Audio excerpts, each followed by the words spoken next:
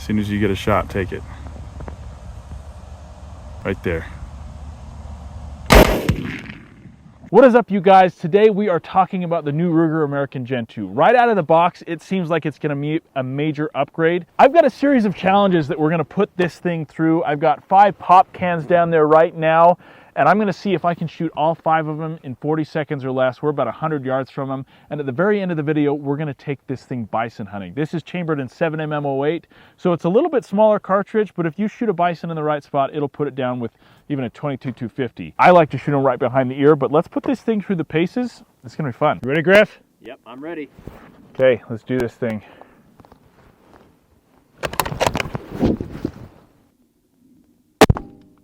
I missed.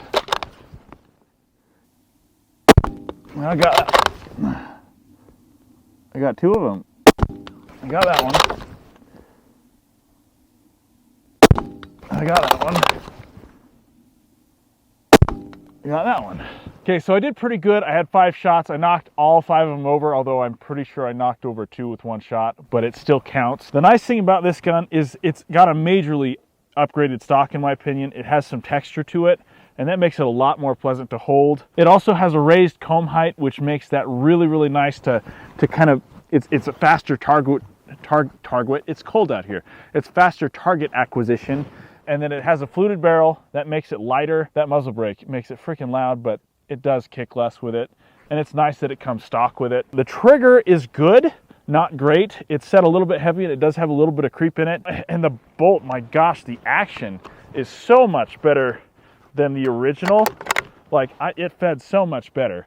And, you know, even though that mag is kind of a pain in the butt to put in when the bolt's closed, I'd rather that and have it feed reliably than not be able to feed. And when the moment of triumph comes, have it be a moment of despair. Hey, so the next challenge, I can't see anything out of these goggles. The next challenge is that I have some targets set up at 530 yards down the range, and I'm going to see how fast I can shoot 3 shots and how close I can hit with those 3 shots. This is not a nice scope. It's like a $100 Vortex, and it does not dial. So I'm just gonna be holding over and completely guessing.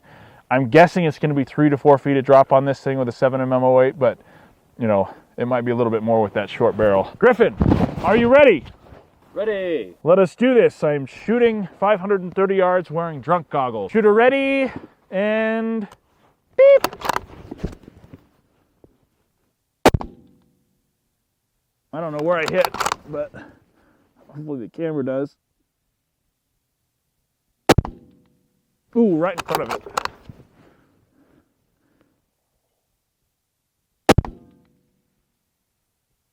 Oh, I got it. I heard it hit.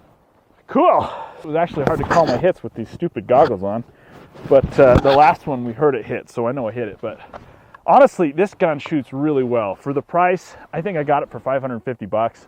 That's a really good shooting gun. It's Cerakoted, so like when you're in cruddy weather like this, I'm in Idaho right now and it's just cruddy and not happy in general, but anywhere wet, you know, it's gonna rust, and that Cerakote really makes it nice for not rusting. Let's get into the next challenge. The last challenge is kind of a hard one. I'm going to sprint 100 yards and then I'm going to shoot offhand to 530 yards while wearing these fogged out terrible goggles. The reason we're doing that is because I had a client once, it was pure luck, but we had sprinted up this mountain trying to get up to where these elk were. There was a couple other hunters going after them, and they got spooked, they took off running, and my client asked how far he should hold over the top of them with his 7 mag at 530 yards, and I said, him foot over its back.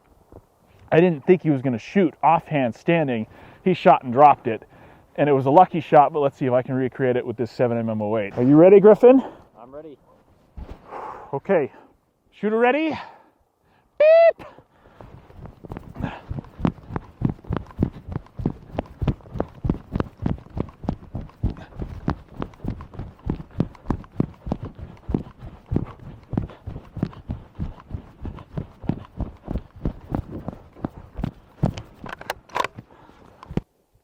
Oh boy.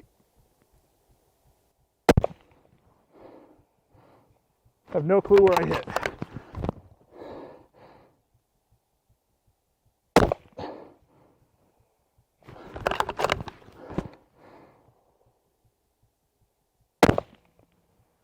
I think the last one hit.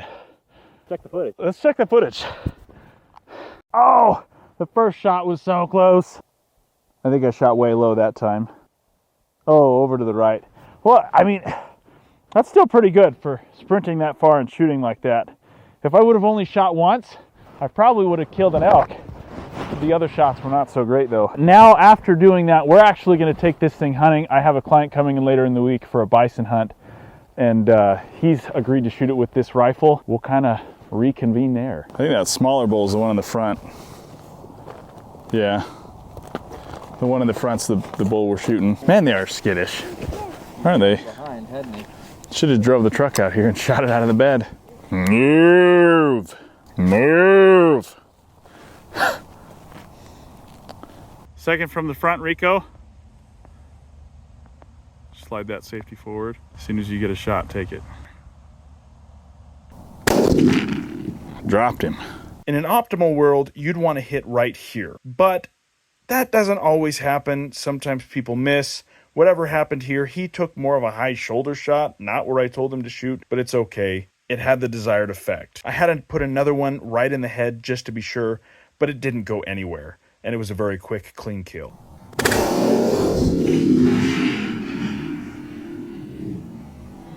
I think he's down. After reviewing the Ruger American Gen 2 at the range and in the field, I can say I prefer it over the Ruger Gen 1 in pretty much every aspect. It has better components, it's more well thought out, especially for Western big game hunting. It would be easier to maneuver in a tree stand or in a ground blind, and it's lighter to carry in the mountains. They fixed that feeding problem with the mag, and this is probably my new favorite budget rifle. For under 600 bucks, I don't think it can be beat. Let me know in the comments below what gun you'd like me to test out next, and if there's any that are new coming out that I haven't heard of yet. Get out there, have fun, and eat lots of Twinkies.